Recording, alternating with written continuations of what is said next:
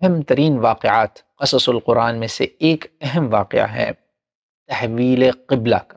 اس واقعے کا ذکر ہے، اللہ تعالیٰ فرماتے ہیں ہم آپ صلی اللہ علیہ وسلم کے چہرے کو بار بار آسمان کی طرف اٹھتے ہوئے دیکھ رہے ہیں، اب ہم آپ کو اس قبلہ کی جانب متوجہ کریں گے جس سے آپ راضی ہوں یا آپ خوش ہو جائیں، جس کو آپ چاہ رہے ہیں۔ آپ اپنا منہ مسجد حرام کی طرف، جیسے قرآن میں اللہ نے کہا مسجد الحرام، مسجد حرام کی طرف، اردو میں مسجد حرام ہوئی، وہاں مسجد الحرام ہے، مسجد حرام کی طرف پھیر لیں، اور آپ جہاں کہیں بھی ہوں اپنا منہ اسی طرف پھیرا کریں۔ اور جن کو کتاب آپ سے پہلے دی گئی ہے، اہل کتاب یعنی یہود و نصارہ، یہودی اور عیسائی لوگ، یہ اس بات کا یعنی یہ حکم جو اللہ کی طرف سے آ رہا ہے، اللہ کی طرف سے کہ آپ کریں ڈائریکشن، اس بات کے اللہ کی طرف سے برحق ہونے کا انہیں قطعی علم ہے، یعنی وہ جانتے ہیں، اور اللہ تعالیٰ ان اعمال سے غافل نہیں جو یہ کرتے ہیں، یعنی ان اعمال سے یا ان کی جو بدعمالیاں ہیں جن کا کچھ اشارہ یہاں ہوا، اللہ ان سے غافل نہیں ہے۔ جی ہاں، موضوع ہے جی تحویل قبلہ۔ یاد رکھیے گا، اسلام کی تاریخ میں سیرت رسول صلی اللہ علیہ وسلم میں دو ایسے واقعات ہیں جس پر سب سے زیادہ اعتراض رسول اللہ صلی اللہ علیہ وسلم کے احوال میں ہوا، آپ کی موجودگی میں ہوا، مشرکین کی طرف سے ہوا، یہودیوں کی طرف سے ہوا، منافقوں کی طرف سے ہوا۔ یہ دو واقعات ہیں جو تین گروہوں کے لیے بہت بڑا امتحان ہوئے، یعنی فلٹر بن گئی اسلام کے لیے۔ پہلا واقعہ ہجرت سے پہلے کا ہے، مکہ مکرمہ میں ہے۔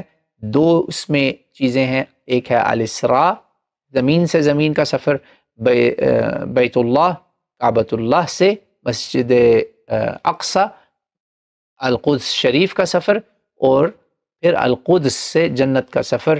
اس وقت اس واقعے پر مشرکین مکہ نے بہت ادھم مچایا، اور جب یہ کام ہوا نا تحویل قبلہ، اس پر یہود اور منافق، یہ دو جماعتوں نے بہت شور مچایا۔ یعنی منافق جو اس سے پہلے ان کی اصلیت نہیں معلوم تھی، یہ ایک طرح سے ایک اور ان کو یعنی ان کے رنگ دکھانے کے لیے اللہ نے ایک امتحان بنا دیا۔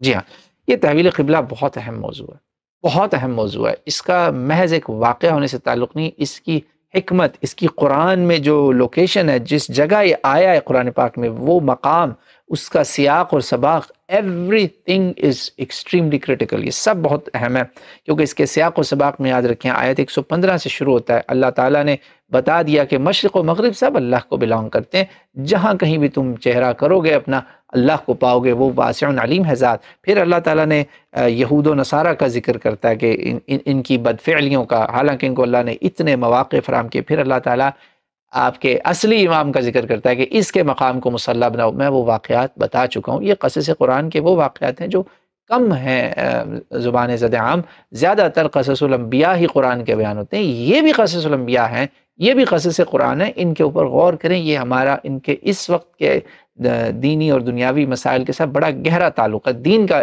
یہ دین کا حصہ ہے۔ وہاں اللہ تعالیٰ نے کعبہ کی بنا، کنسٹرکشن آف دا کعبہ کا ذکر کیا ہے، اور اس کو حال کے صیغوں کے ساتھ ذکر کیا ہے۔ کیوں؟ غور کریں۔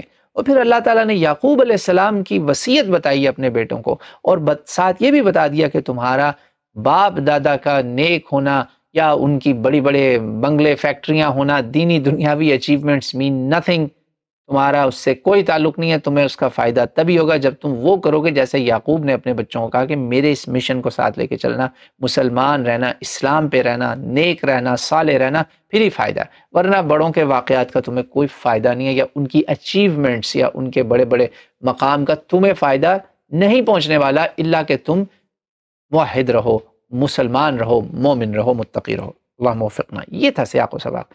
اب